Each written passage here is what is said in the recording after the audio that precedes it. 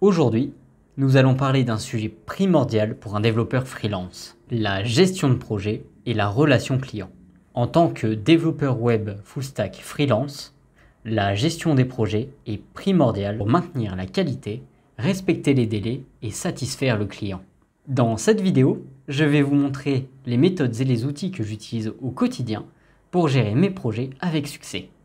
Je vous emmène donc avec moi dans ma vie de dev freelance pour vous montrer mes astuces pour rester organisé et livrer à temps tous mes projets. Bon, nous revoilà le lendemain. Je ne sais pas ce qui s'est passé, la qualité audio au montage était abominable. Donc je vous retourne tout le reste de la vidéo. Donc avant que la vidéo ne commence, n'hésitez surtout pas à vous abonner à la chaîne et à liker la vidéo. Ce sera un soutien énorme pour moi et ce sera vraiment une grande aide. Merci beaucoup.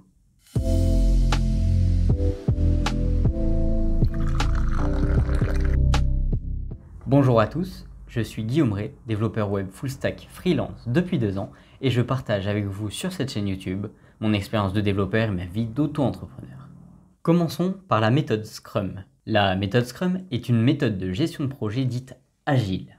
Scrum divise généralement le projet en plusieurs petites itérations d'1 à 4 semaines qu'on appelle des sprints. Et chaque sprint se concentre sur la livraison d'une partie fonctionnelle du projet.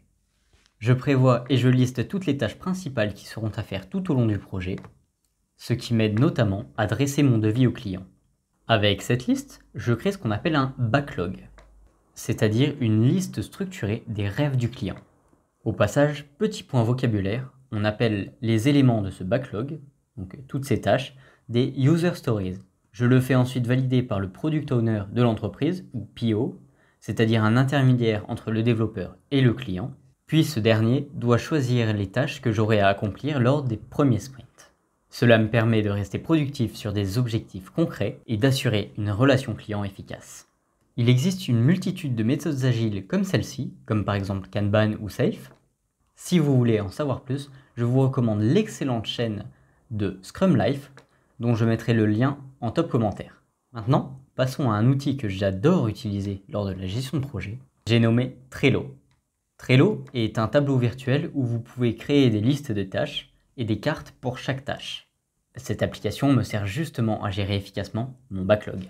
Dans ce tableau, je crée des colonnes qui indiquent l'état d'avancement des différentes fonctionnalités, comme par exemple en cours, à faire et terminé, ce qui me permet de visualiser l'avancement global du projet ou du sprint et qui me permet de gérer mes priorités en déplaçant simplement les user stories d'une colonne à l'autre.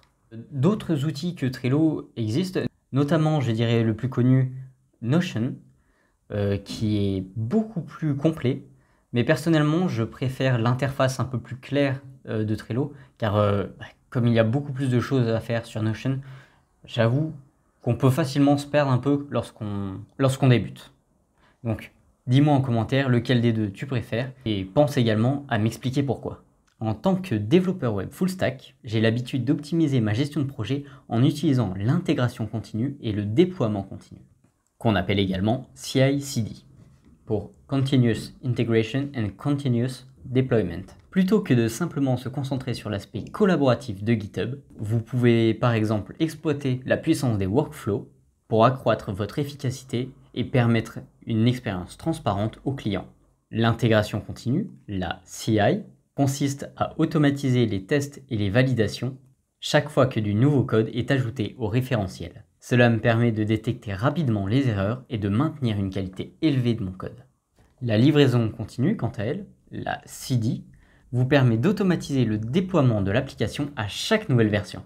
Ainsi, votre client peut accéder à la toute dernière version de votre application dès qu'une release est prête.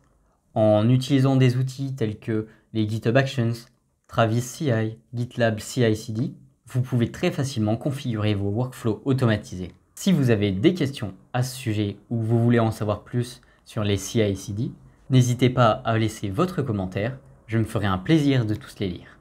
Pour assurer la livraison à temps, il ne faut surtout pas hésiter à se fixer des délais réalistes pour chaque tâche et chaque sprint.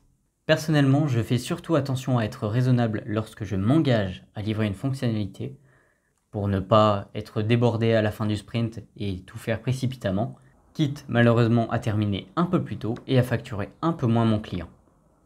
Je surveille régulièrement mon avancement et donc j'ajuste mes priorités en fonction. Si toutefois des problèmes surviennent, n'hésitez surtout pas à les communiquer au client pour trouver des solutions. Qui sait, peut-être qu'il pourra vous débloquer. De toute manière, gardez à l'esprit qu'une communication transparente avec le client est la clé pour éviter les retards et pour livrer un projet réussi. Voilà. Et voilà, c'est déjà la fin de cette vidéo. Vous avez maintenant un aperçu de ma méthode de gestion de projet lorsque je travaille directement avec mes clients, en combinant la méthode Scrum avec des outils tels que Trello et GitHub. Je parviens à rester organisé, à collaborer efficacement et à assurer la livraison à temps de tous mes projets. De toute manière, la gestion de projet comme la relation client est une compétence fondamentale pour tout développeur freelance. J'espère que cette vidéo vous aura été utile et vous aura plu. N'hésitez pas à me faire vos retours dans les commentaires. Comme je vous le dis, la chaîne est toujours en plein développement, alors votre soutien est le bienvenu. Pensez à vous abonner et à liker la vidéo si ce n'est pas déjà fait. Vous pouvez retrouver juste ici d'autres de mes contenus qui pourraient sûrement vous intéresser ou vous être utiles. Et sur ce, à bientôt!